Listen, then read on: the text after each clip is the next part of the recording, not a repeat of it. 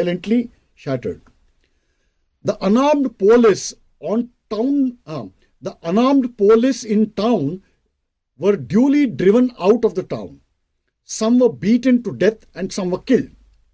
It was alleged that the mob burned the Hindu temple because the sub-inspector had taken refuge there and the inmates of the Hindu temple refused to surrender him to the mob.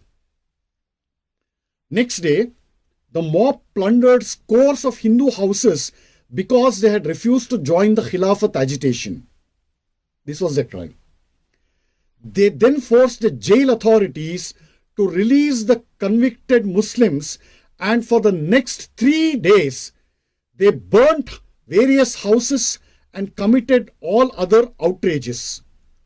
Peace was not restored till the arrival of the troops from Ahmednagar on April